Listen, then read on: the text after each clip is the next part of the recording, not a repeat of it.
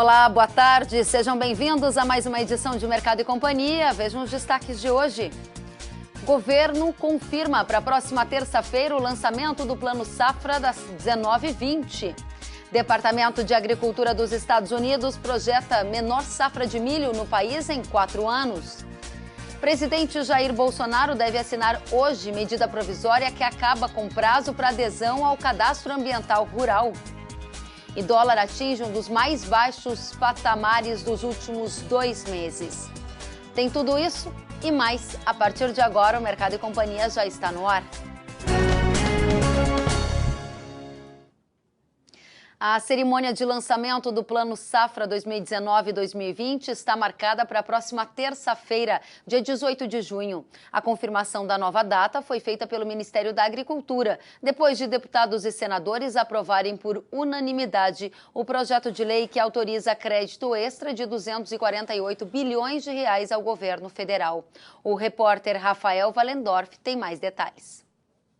Um acordo com a oposição e os partidos do chamado Centrão permitiu a aprovação do projeto que abre crédito suplementar para o governo federal na Comissão Mista de Orçamento e aqui no plenário do Congresso Nacional. Agora, a União terá 248 bilhões a mais para pagar algumas despesas, entre elas o Plano Safra. A ministra da Agricultura, Tereza Cristina, foi pessoalmente nesta terça-feira à reunião da Frente Parlamentar da Agropecuária pedir o apoio da bancada para a aprovação da matéria. Agora, a expectativa do setor é pelo anúncio do Plano Safra, que pode acontecer já na próxima semana e deve ter volumes a mais para a equalização de juros do Pronaf. Que agora temos um recurso total para o Plano Safra, inclusive nesse nosso acordo, a FPA me pediu que intercedesse junto ao Ministério da Economia para aumentar o recurso para o Pronaf e com isso nós vamos ter o maior Pronaf de toda a história do Pronaf em todas as épocas. Será 31% a mais do que foi usado e que foi aplicado ano passado. Portanto, nós teremos aí uma garantia de que a próxima colheita deverá ser melhor do que a deste ano. Vamos já repercutir as informações com o economista-chefe da Federação da Agricultura do Rio Grande do Sul, que está conosco, Antônio da Luz. Boa tarde, seja bem-vindo. Boa tarde, Kevin. Prazer falar contigo e para toda essa enorme audiência do Canal Rural. Muito obrigada, igualmente. Da Luz, diga para a gente como você avalia essa expectativa de que o Plano Safra tenha o maior volume de recursos da história para os pequenos produtores, um incremento de pelo menos 30% de acordo com o relator do PLN 4, que discutia o crédito extra para, por exemplo, subsidiar o Plano Safra. Da Luz está com a gente? Kelly? Você está me ouvindo, da Luz? Eu te ouço bem. Perfeito. Vou repetir a pergunta, então, em relação à fala do relator. Eu gostaria de ouvir o seu comentário. Olha, eu acho que é um crescimento bastante robusto, mas eu vou aguardar ele ainda ser anunciado, né? Porque um aumento dessa magnitude, eu creio que não era esperado. E cabe ao Ministério, né? Nós não temos dúvida que o secretário Fernando Schwank tem feito um trabalho muito importante e muito bem feito para o fortalecimento do orçamento da agricultura familiar. No entanto, 31% na situação em que se encontra realmente é algo bastante alvissareiro, mas eu vou aguardar a confirmação terça-feira. Você acredita que as indicações do cenário econômico atual não permitiriam um incremento de volume nessa magnitude? Por isso, prefere o anúncio oficial que está marcado para a próxima terça-feira?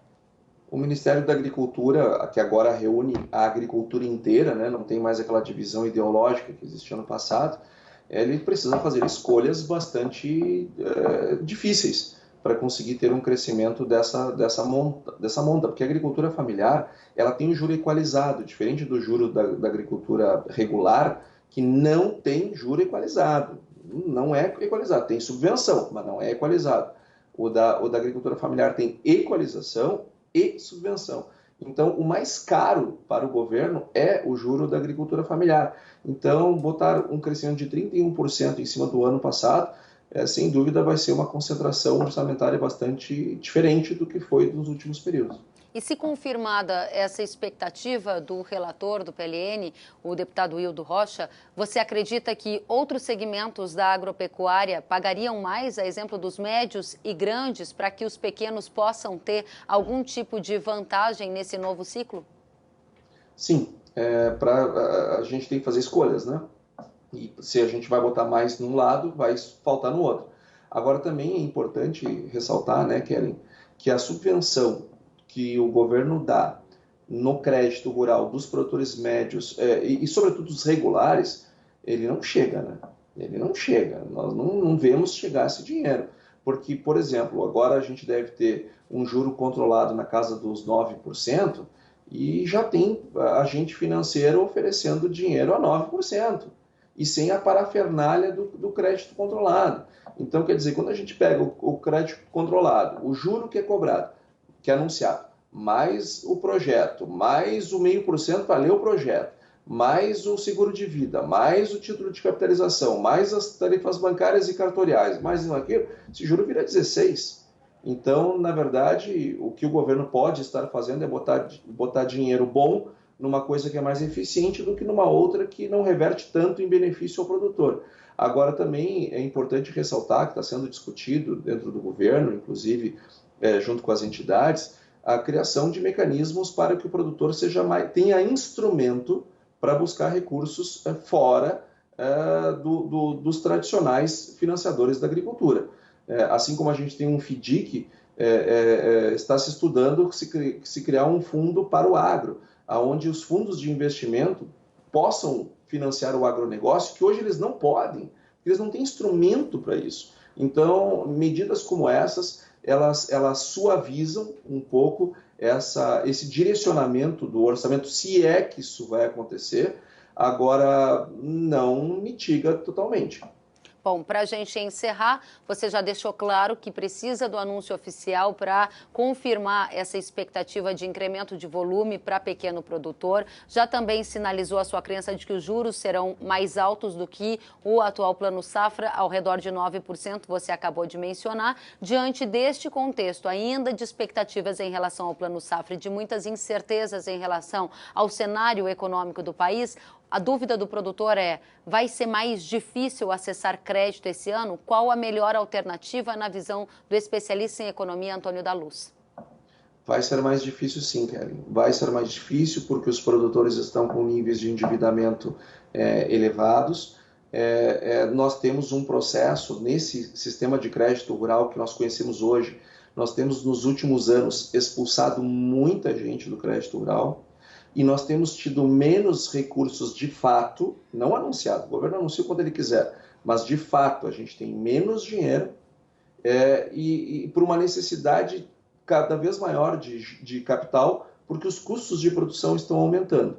Então, as nossas expectativas vão no sentido de que a disputa pelo crédito seja ainda maior, nós tenhamos mais seletividade do crédito ainda em 2019, por isso que é urgente que nós criemos outras alternativas de crédito.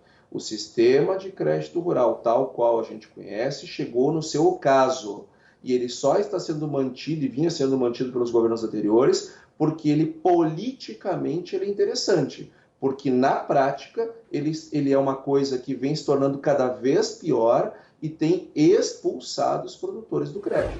E com o excesso de chuva nos Estados Unidos, a estimativa para a produção de milho do país foi reduzida em mais de 34 milhões de toneladas, conforme o relatório de oferta e demanda mundial do USDA, divulgado ontem. Segundo o Departamento de Agricultura dos Estados Unidos, se a projeção for confirmada, a safra deve render cerca de 340 milhões de toneladas, o que representaria o menor volume de grão produzido no país nos últimos 4 anos. Vamos até Chicago, nos Estados Unidos, conversar com o analista da ARC Mercosul, Tarso Veloso. Tarso, muito boa tarde. As indicações são de que vai haver continuidade das chuvas para o cinturão agrícola e essa projeção do USDA de menor safra dos últimos 4 anos deve se confirmar na sua expectativa? Boa tarde, Kellen. Boa tarde a todos. Então, Kellen, a redução do USDA ontem foi uma surpresa para o mercado. Em geral, o USDA não começa os relatórios de junho e julho com cortes agressivos na produtividade, que foi o principal indicador cortado ontem para nós termos essa redução da safra. Imediatamente o mercado já respondeu, colocando prêmio nos preços.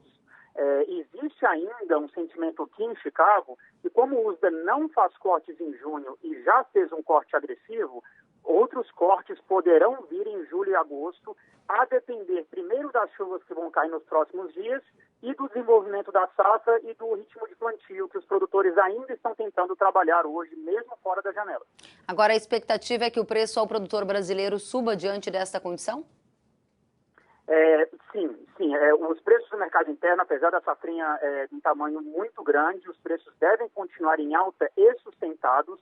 E só para efeito de comparação, desde o começo desse ano, marketing de exportação de milho no Brasil, que é em março, nós já exportamos 695% a mais de milho do que no ano passado.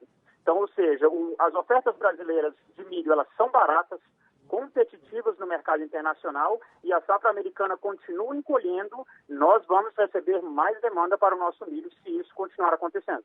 E diante desse cenário, qual é a recomendação da RC Mercosul para os produtores que estão colhendo milho aqui no Brasil?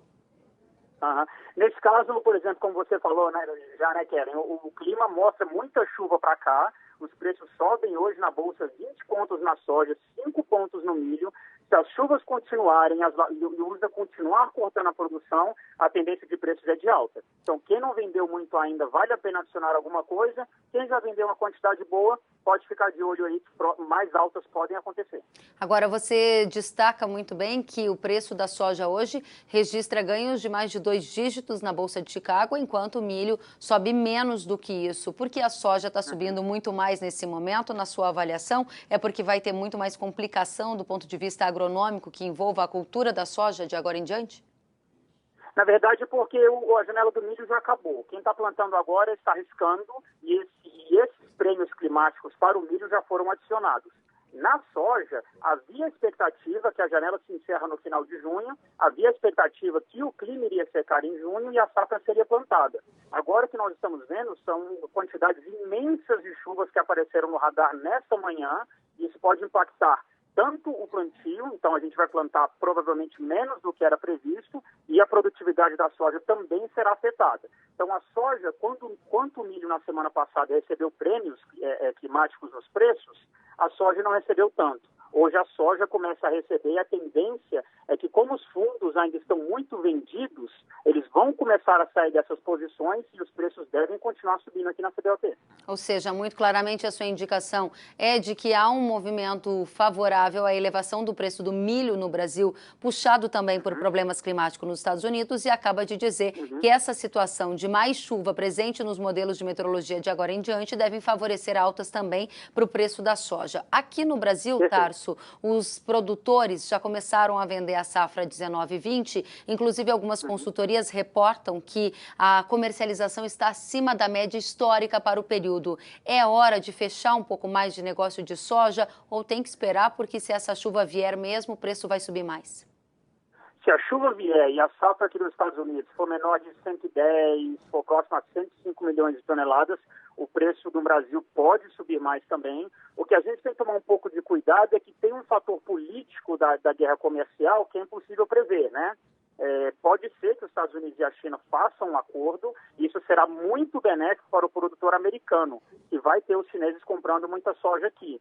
Então, o produtor ele precisa tentar entender quanto que ele já vendeu para tentar não ficar muito em aberto, porque esse fator político é impossível de prever. No fator preços, a CBOT vai continuar subindo se as chuvas aqui piorarem e também vai trazer os preços para cima no Brasil.